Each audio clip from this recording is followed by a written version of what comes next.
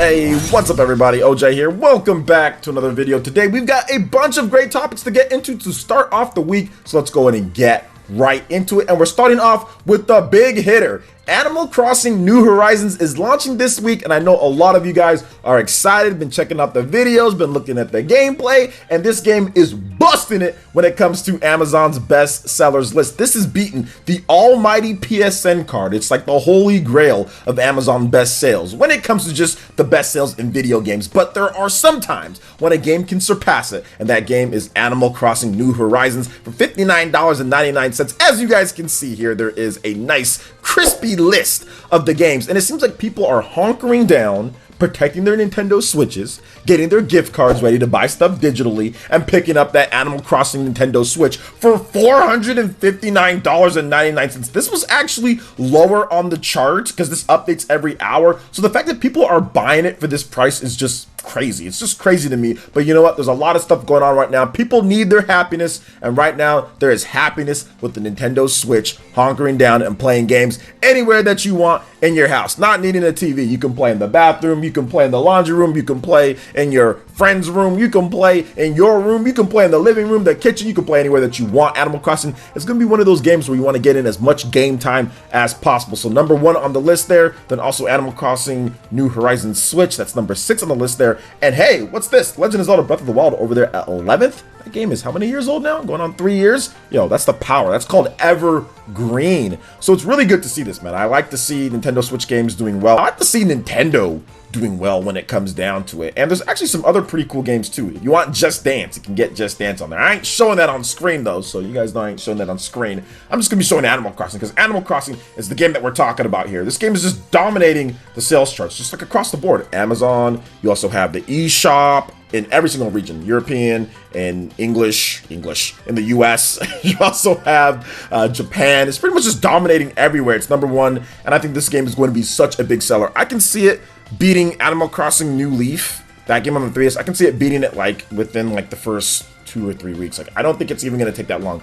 Month in, we're going to know. Now, this game is launching on March 20th, right? Nintendo has their financial sales call at the end. So like March 30th or whatever. So we'll know like the 10-day sales or whatever the case is. And it'll probably break records for any other Animal Crossing game, because Animal Crossing games historically have moved units over a long period of time. I'm talking about like over like 6 or 7 years. Oh, here's like 13 million over like 6 or 7 years, to where it just sells consistently. I think with the Switch, what you're seeing is that you're seeing a lot of front-loaded sales with certain IPs, the top-tier Nintendo IPs, and then you're seeing consistent long-term sales. So like front-loaded Legend of Zelda Breath of the Wild, then consistent sales. Somewhat front-loaded Mario Kart 8 Deluxe, then consistent sales. Front-loaded Mario Odyssey, then consistent sales. It's a little bit different than what we've seen before, where they were not necessarily front-loaded, but they were just consistent evergreen. We're seeing front-loaded plus consistent evergreen, which is kind of like a new thing. Really, that's kind of only applies to Nintendo games, to be honest here, because we don't see games from 3 years ago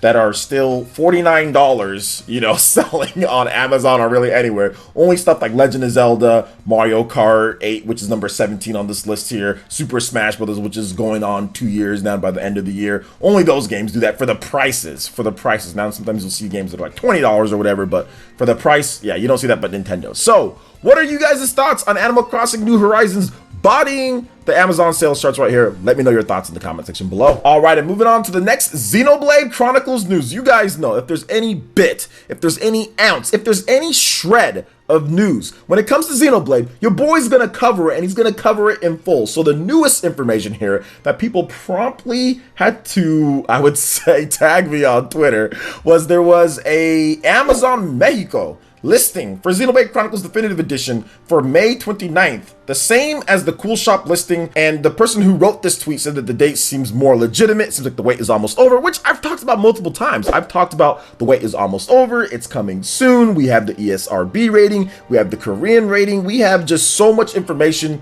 we have the rumored Nintendo Directs going down. I mean, there's just so much stuff that kind of points to Xenoblade Chronicles Definitive Edition being a May title, probably May, if not May, I would say latest June.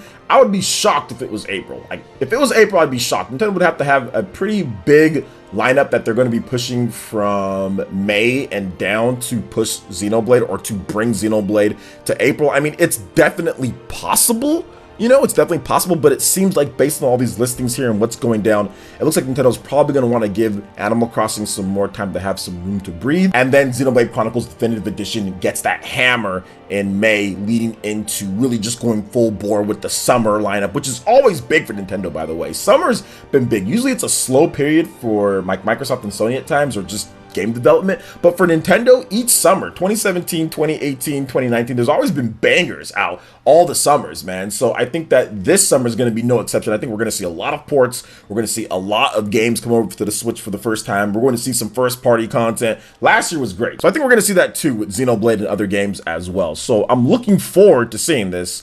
May 29th that they have it. So what do you guys think, man? I mean, do you guys think that Xenoblade Chronicles Definitive Edition is going to be like a May 29th release or a May release? I mean, I don't know if that's going to be the exact date. That could just be placeholder in terms of things. We've seen it before, but so many places are putting that same one. But once again, it could be a placeholder. So we just don't know. But here's what I do know. The game's coming soon. The game is going to be coming out before, I would say, July. For sure before July. 100% sure before July. So what are you guys' thoughts? Xenoblade Chronicles Definitive Edition, more listings, more evidence pointing towards May. I'd love to hear what you guys have to say in the comment section below. All right, now moving on to the next topic here. We got some more big Switch news and Switch sales. So the Nintendo Switch was the best-selling console in the US in February, and Call of Duty has also topped the software charts. But yeah, Call of Duty, obviously, you know that game's going to sell big. But the interesting thing about these video game sales is that pretty much across the board, sales are down year on year for every single system. However, Switch was the best-selling system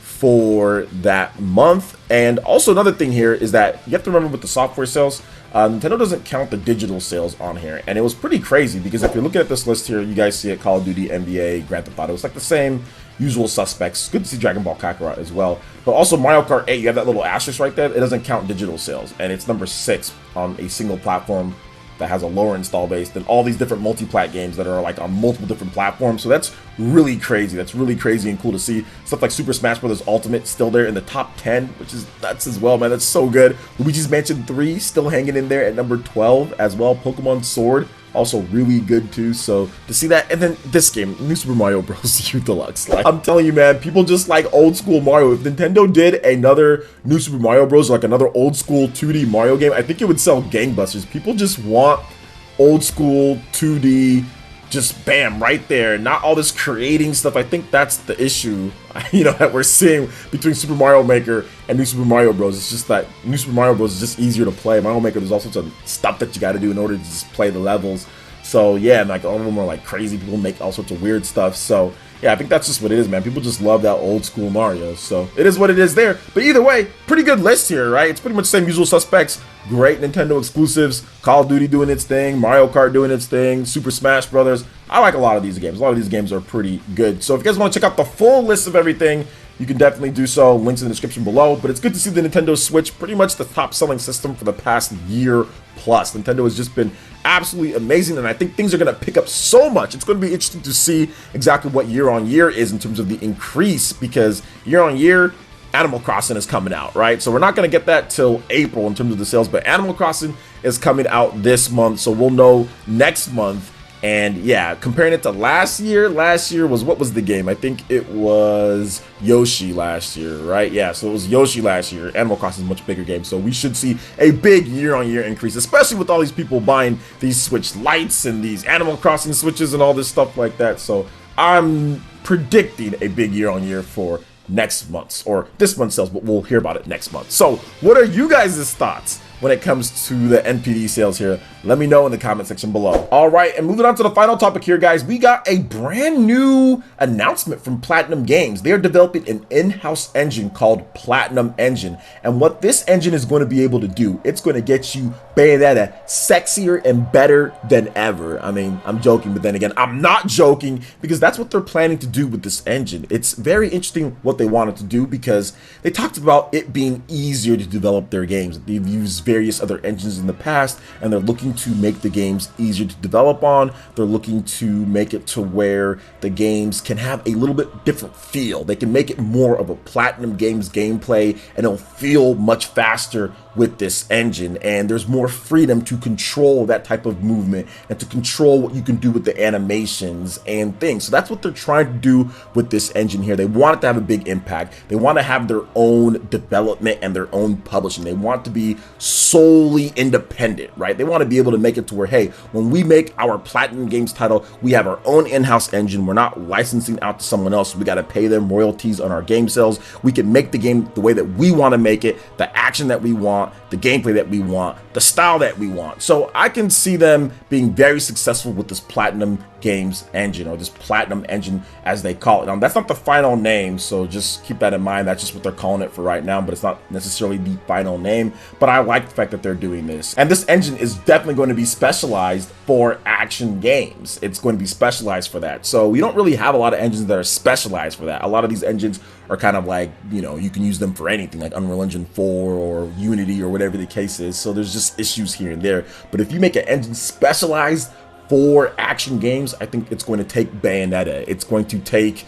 if they ever do another Nier, it's going to take all these games that they're working on. It's going to take them to the next level, right? I really think it's going to take them to the next level. Just like how EA says, like, hey, their games for Frostbite does whatever they do. I don't play a lot of EA games, but you guys know what it is there. So I think that they can do the same thing with this Platinum engine for what they want to do with their games, and really just focus in and hone in on that. Now, some people ask me if like Bayonetta and stuff is going to be on there. No, Bayonetta 3 is not going to be on this new engine. They've already been using whatever they've been using, probably whatever they use for Bayonetta 2. I'm not 100% sure, but you can probably see stuff like Project GG, that new game that was announced, that's going to be on this new engine here. So games like that, and going forward, new titles, probably their own independent released titles or their own self-published titles. Those are the type of games that we're going to see on the Platinum engine going forward in the future. So what do you guys think about all this different news here when it comes to Animal Crossing, Xenoblade Chronicles Definitive Edition, Nintendo Switch sales with the MPD, and of course the Platinum engine? Let me know your thoughts in the comment section below. Alright guys, that wraps it up for this video here. Check out the link in the description. We've got Twitter. Go and give us a follow on there. Stay up to date on all the latest gaming news and information. Also make sure you like, comment, and subscribe, and share this video if you can. Thank you so much for watching, and we'll catch you guys for the next one. Peace!